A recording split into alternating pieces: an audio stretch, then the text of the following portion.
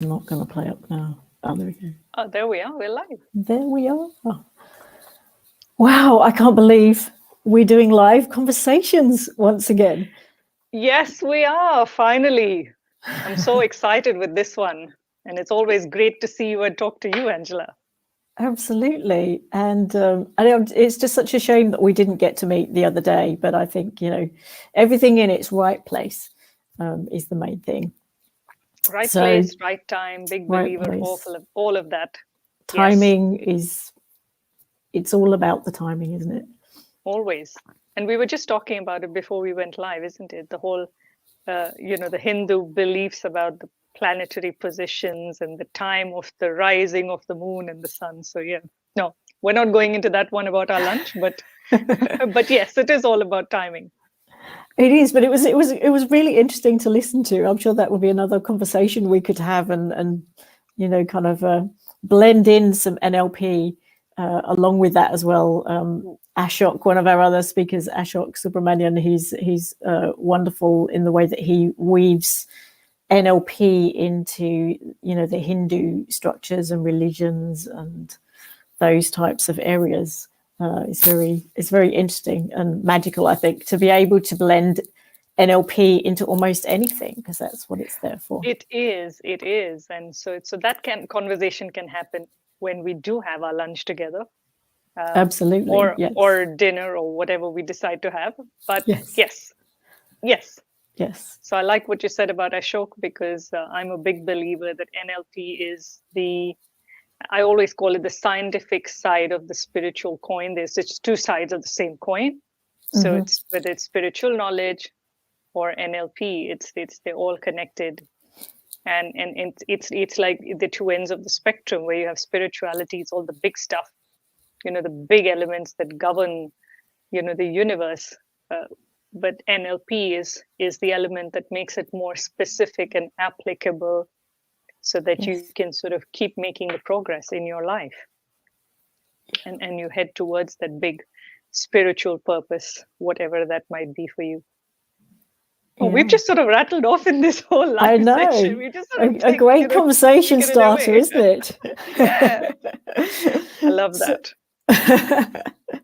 So today I'm here with Amisha Joshi-Bhardwaj. Bhardwaj. Thank you. My pronunciation is improving. Who is one of our speakers at the summit in January coming up. And it'll be so great to hear your path through NLP. How did you come to NLP? Because you're in the hospitality industry, in the hotel industry. Yes. So hi everybody, for everyone who's watching and who will catch up later. So yes, my name is Amisha. My maiden name is Joshi. My married name is Bhardwaj. And before we started, I was telling Angela that all the Indians will know the name Bhardwaj for sure. And the whole connection between who Bhardwaj was in the Hindu religion, etc. But my journey into NLP, being from the hotel industry, yes, I've been in the hotel industry forever. It's been my only career, the only industry I ever did anything with. But my experience with NLP came about 15 or 16 years ago sometime, when I attended a program. It was a sales trainer who came in to train us. And in my job, when I worked with a hotel company earlier, and it was a whole 5-day session. But funnily, instead of it being all around sales and selling techniques and all of that, his whole focus was around mindset. How do you identify what's really going on? What's the inner dialogue? What's your belief? All of that kind of stuff. Rather than just presenting us with a sales technique, it was all about us, in terms of how convinced we were about doing a great job on whatever we were doing. And that got me really curious, because there were a couple of exercises he made us do during the program, which funnily had a lot of things falling into place for me a few months after. And even the things that were not related to work, So I had all these visions about just taking a holiday to Singapore, and all of a sudden I ended up getting invited by somebody to Singapore, and I ended up making a pitch to them for a business deal, and all sorts of funny stuff. So it all just happened, and I got really curious, and I'm like, okay, this is very, very interesting, and I would love to learn a little more about it. But there was a long time from that till the time when I actually attended a program with Toby and Kate, and I was hooked after that. So I said, that's it. This is more like my calling. And as we were talking earlier, it's like spirituality and science are pretty much two sides of the same coin. And I think NLP brings in those elements which are actionable, which are applicable. So I really love that. And they also conform with a lot of stuff that I like in spirituality or in our Hindu traditions and religion. So that's how I'm here. Excellent. And how do you blend NLP with the work that you do? Interesting question, Angela. So the work that we've always done, so I worked with a hotel company for a long while. Then I left them and I set up my own company, which consults hotels. And through the whole consulting process, it just sort of made my resolve even stronger that a lot of our clients were achieving results and a lot of our clients were not achieving results despite of having the best strategies. And it sort of made it really clear that, the ones who were not achieving, it was because their teams were not aligned. If we sort of think about it from neurological levels perspective, then, there was a huge gap between the values of the whole team. And until they got aligned into the common purpose, they were not going to achieve that result. So it just became so straightforward that, okay, this is what they need. They need to have the NLP knowledge and understand, how to think rather than how to do stuff. They all need to think in an aligned manner. And so I moved into creating a program called Hotelier Excellence, which is exactly what it does for hotel teams. So we bring them into alignment, how they think, how they, communicate with each other for that matter. Oh, I think my mic's going a bit funny. And all of those elements about how do they handle their emotional state? How do they handle their mindsets? All of those things is what Hotelier Excellence does for hotel teams. And on another level, I don't know if you know any people who work in the hotel industry, but it's a very physically demanding job because especially if you think about people who are serving, they're sort of in the restaurants or they are in, let's say, the front desk for that matter. They're constantly on their feet. It can be physically exhausting. Plus, when you're dealing with different people from across different cultures, there's a massive communication barrier that takes place between the staff and between the customer. The mindset is different.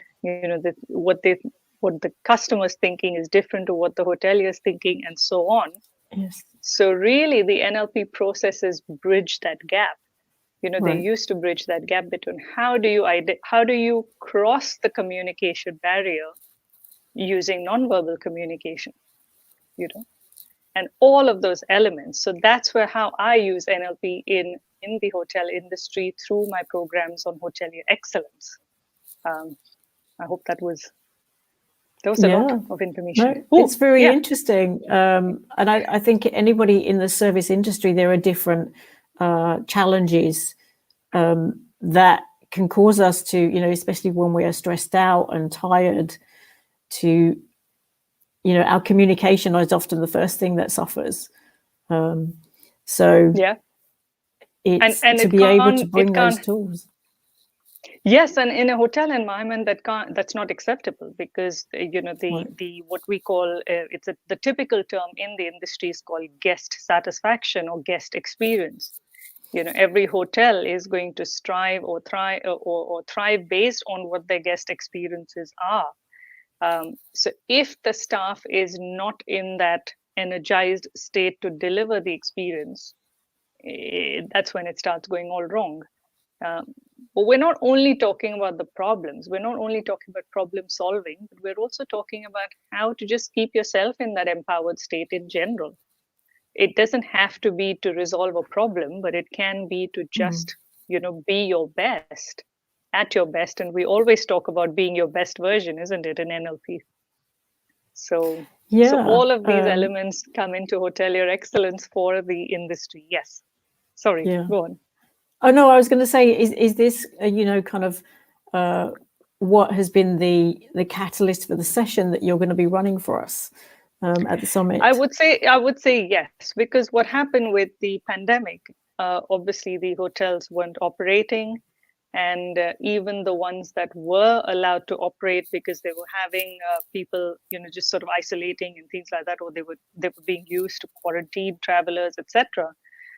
They couldn't really take time out to train their teams, and they were all going through so many emotional challenges. I mean, everybody did, right, during the pandemic and the lockdowns and everything.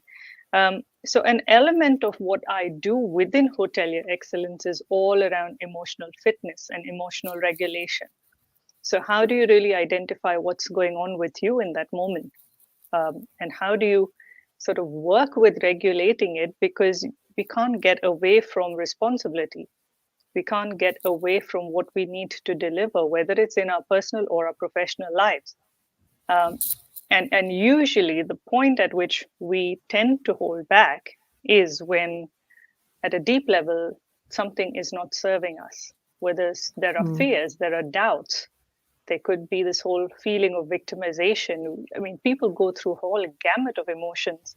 And it could all be happening in that one single moment. So how do you identify that, and how do you get yourself out of there so that you can come back to being your best self? So that's an element that I do a lot for the hotel industry. And as I said, post pandemic or during the pandemic, that was something that I opened up and offered to various people around the world. And people came to the programs, and it's all about emotional fitness.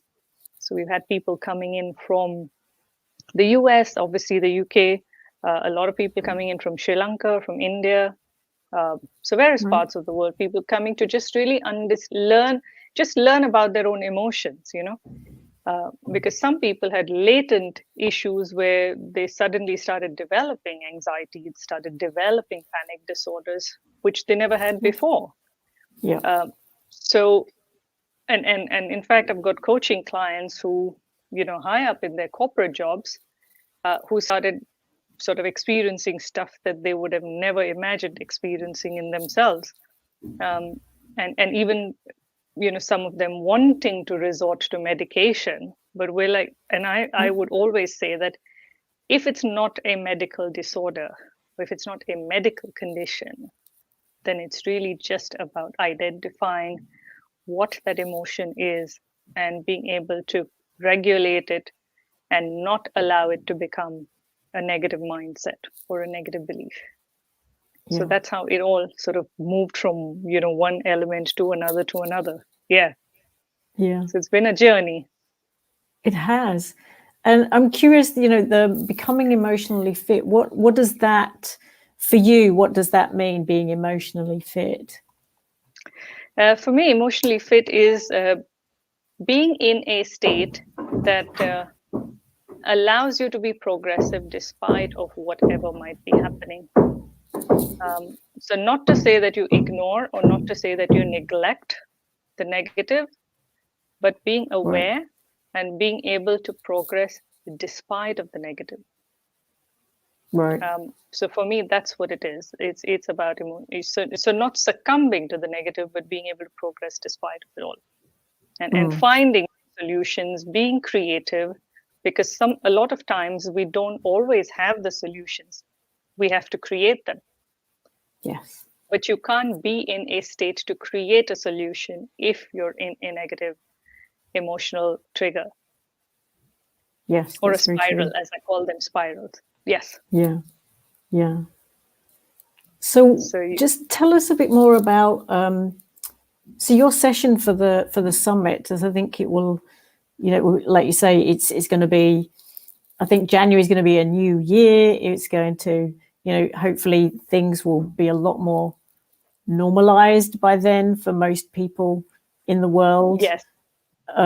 So how is this going to really kind of support people going forward being emotionally fit? Since you're right about it being a new year and a new normal, or things being normalized in a new way for everybody. So essentially being able to sort of leave behind any negative elements or negative experiences that people may have had during. Sorry, I know you I'm going mentioned to have that to before. try to move to a quieter space. Sorry about this. I was That's all right. hoping my neighbours That's weren't all going to be right. doing this just yet. Sorry for the movement. I'll try and... Not at all. It's all part of the game. It is today. Right, this is the best I can do, I'm afraid, in here. It's all about, focusing on the outcome and ignoring everything else. Right, Yeah, let's hope they stay quiet. Sorry, sure. continue. So, so yes, new year, new normal for a lot of people, and also the ability to sort of leave all of the negative experiences behind and then progress into whatever maybe their new identities, because a lot of people have had to reinvent themselves. New identity, Yes. new job, new profession, new role, whatever it may be, new responsibilities, which they may not have had before, but they do have now. Uh, and all of these changes tend to make one feel exhausted, tend to make one feel fearful, tend to make a person feel, the self doubts that come in. Uh, so the example that I was sharing about a corporate client who's had to change jobs during the pandemic. So even though the jobs have been fine and the salary is fine, all of that, but the fact that they were forced to make a change itself has had such an impact on their emotional state. So how do there is no choice. So it's important to have these regulatory methods on hand to be able to Yes. just identify and make progress. So I use what I call the 3A methodology, or the 3A mind style, and the number 3 comes from my date of birth, and the A comes from my name, Amisha. So the three Right. elements that I ask people to always focus on is the awareness, Right. The attitude, Right. and the approach. So the So awareness, the usually, attitude, and the approach. and the approach. So they're the 3A's. So if any of these are affected or changed, they will have an impact on the other two.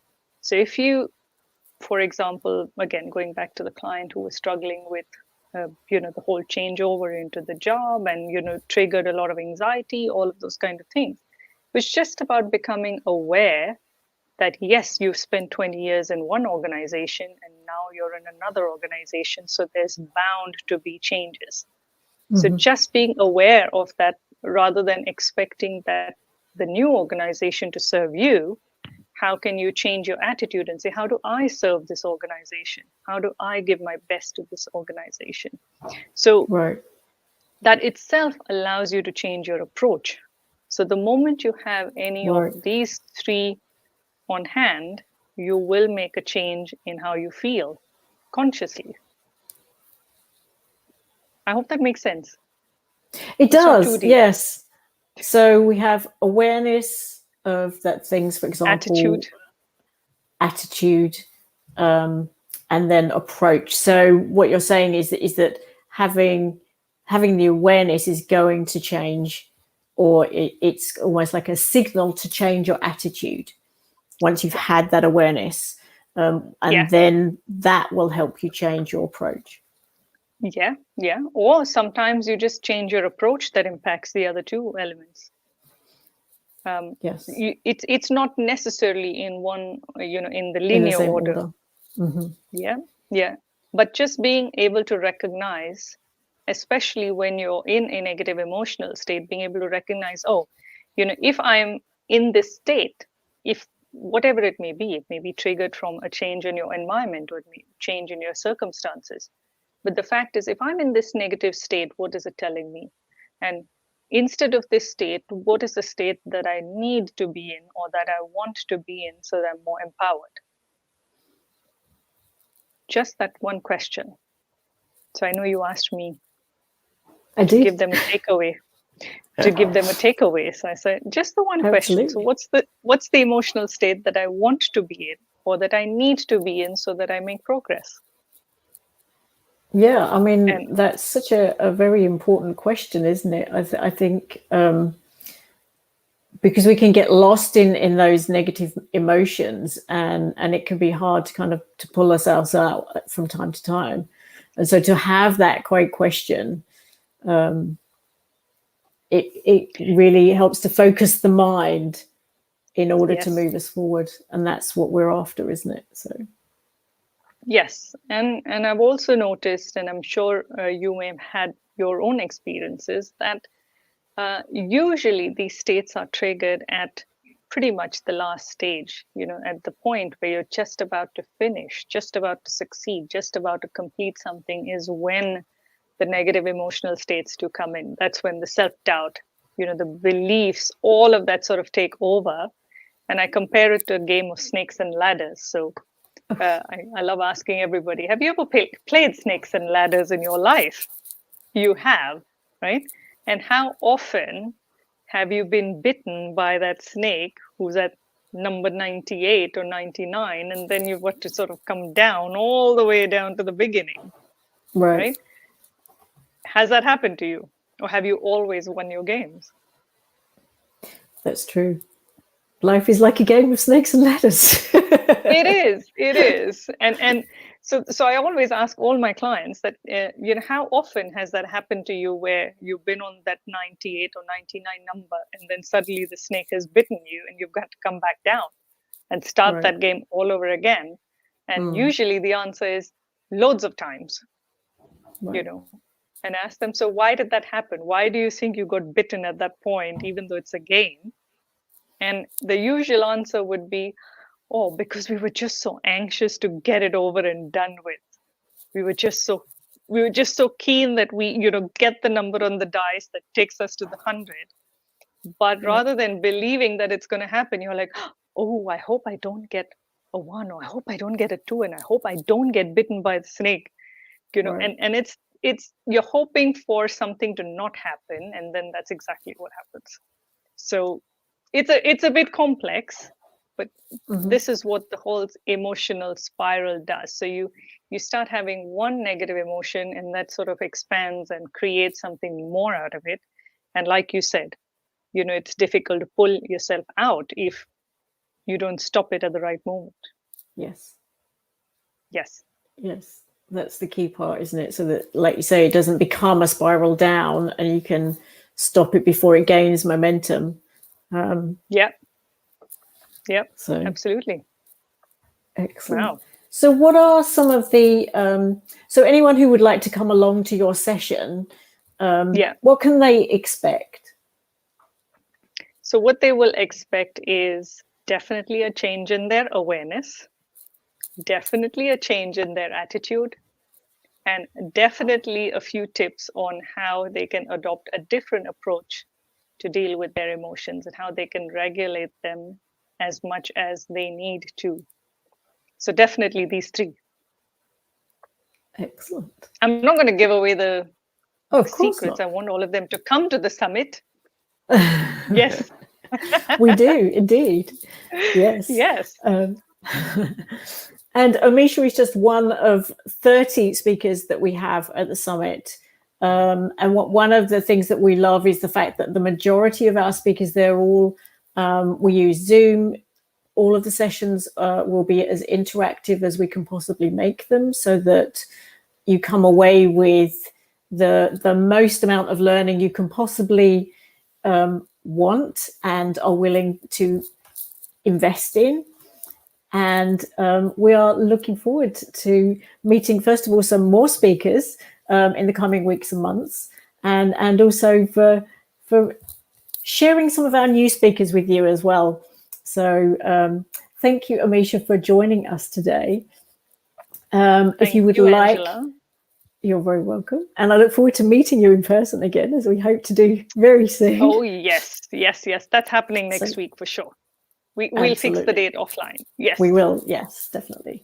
So if you would like to make the most of the early bird price that we have at the moment, please do see the ticker along the bottom. You can get your tickets at globalnlpsummit.com/summit. And if you would like an extra 10% off, use the code Amisha10 and you will get an extra 10% off the early bird price. So make the most of these extra bonuses we're offering at the moment. And we do have another speaker session this week. So the next speaker will be Fiona Campbell, and Nishit will be speaking with Fiona on Thursday. So same time. I love Fiona. Yes. She's fantastic. So, she is, yeah. I had the pleasure of meeting her for lunch recently as well. So let's. Oh, lovely. Yeah. So I can't top that one. I'll try though, but I can't top that one for you. No, it'll be great. We'll do a group session. Oh. We'll do a group one, yeah. Yeah, definitely. So thank you everyone for watching, and thank you everyone who's going to watch on the catch up. And we look forward to seeing you at the summit very soon. It's only a few months away now, so be sure to make sure you get all the discounts we're offering when we offer them. Yeah, and, time is flying, counting down. And yes, I'm looking forward to meeting everybody at the summit. Absolutely. So take care, stay well, stay safe, and we will see you again soon. Stay well, everyone, and see you at the summit. Bye.